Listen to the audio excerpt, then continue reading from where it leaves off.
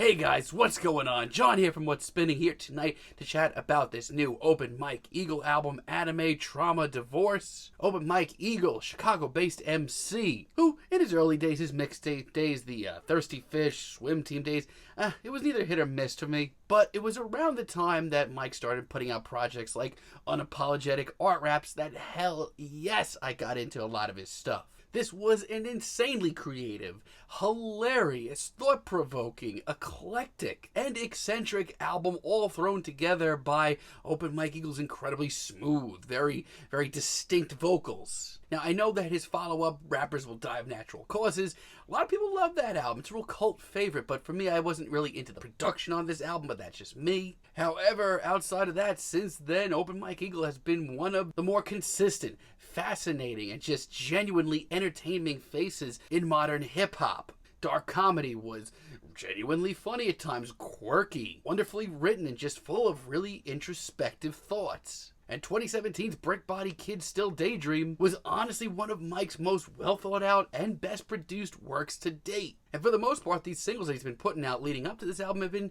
very smooth. Let's talk about this. This album starts off with Death Parade, and honestly, right off the bat, this is just so catchy. It's on the more laid back and dreamy side of Mike's music. It's even a little psychedelic at parts. But Mike keeps his cool in more ways than one. He remains just as sharp, just as intense when it matters. And he just remains so well at bringing his thoughts to life. This is a fantastic single. I mean, I can't be too shocked because Mike is an absolute modern master of abstract experimental hip-hop. Headass, on the other hand, is just so punchy and genuinely hilarious. Once again, it's a little bit more on the psychedelic side. It's a little harder to place. A lot of this album is. But between Mike and his guest video Dave here, honestly, they get their message across very well. The flow is one of a kind. The oddball samples are great, and not to mention the non-stop pop culture references just, I don't know, they just really hit the spot. Mike's flow on Sweatpants Spiderman is ridiculous. It's so silky, it's so hypnotic, it really makes this track just go so hard. Now, a lot of this track is a mission statement for the album. It brings in Mike's eccentric, oddball personality, but also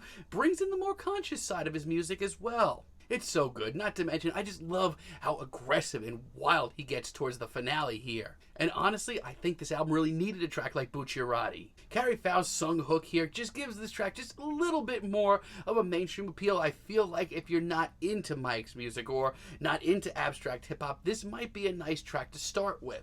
Mostly because a lot of his music is very heady. But that's not to say this track is even easy to digest in the slightest. It's still just as relentless. I also continue to love the shifting atmosphere of this album, the way these beats progress. It's classy, and that upbeat, more jazzy portion in the second half, real sharp. Mike's wildly sharp, witty streak seems to be continuing pretty much without any fault. However, to me, there are a lot more awkward moments on here than usual with Mike's music. Asa's Bop is a miss for me. I feel like Mike still really nails his track lyrically, and his personality is full on display here. But the beat here is one of the most dime a dozen here, and the samples are just obnoxious. This doesn't even sound like an Open Mike Eagle track. Honestly, it sounds like someone trying to imitate him. That Kim Deal line, though, that was pretty sharp, Mike.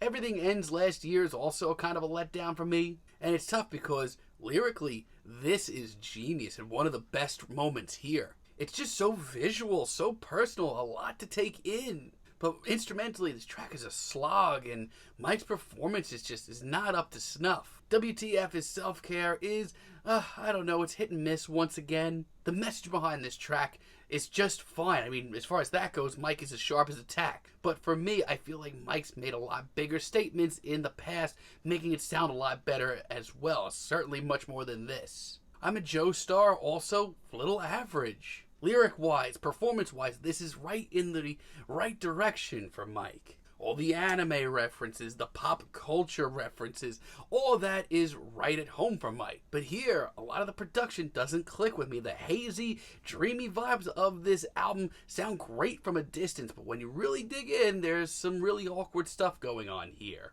And 15-20 Feet Ocean Na as a finale, I kind of feel the same way about. Personally, this album is solid overall, but it's certainly much more hit and miss than a lot of the rest of Mike's recent output. This is just not the track that I wanted to hear him end off anything with right now. It's funny at points, but I'm just sick of that right now. It's funny at points for sure, but just not for me. The rest of this album, though, is solid. It's fine. It's nothing to write home about, but it's certainly better than most abstract hip-hop out there. The Edge of New Clothes, for example, is a fantastic deep cut. Mike here is on full form. If you like Mike's music and like his style in general, I don't think that there's a single track here that he plays to all of his strengths quite like this one. The hazy, psychedelic vibes, the whimsical beat, Mike just sounds like he is just on full force here, and I love to hear it this way. The Black Mirror episode, for the most part, is freaking fire. I love the hazy atmosphere, and then we get Mike's performance here, which is just so left field and frantic. I love it. And while some of the vocals here are a little suspect, some of his bars here about Black Mirror is actually pretty freaking awesome.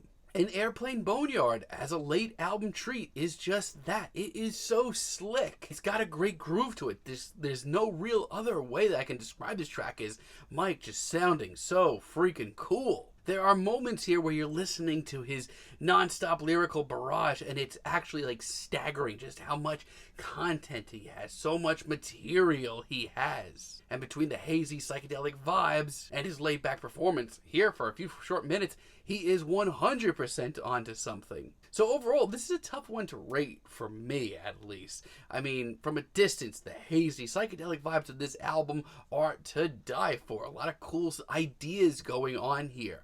Let me tell you, when Mike is on, he is still one of the most freshest, most consistent, most exciting and interesting individuals in these more abstract hip-hop genres. However, I can't help but look at the more suspect moments here and compare this to dark comedy and other releases that he's put out in the last couple of years and say, this is just a little bit less fantastic.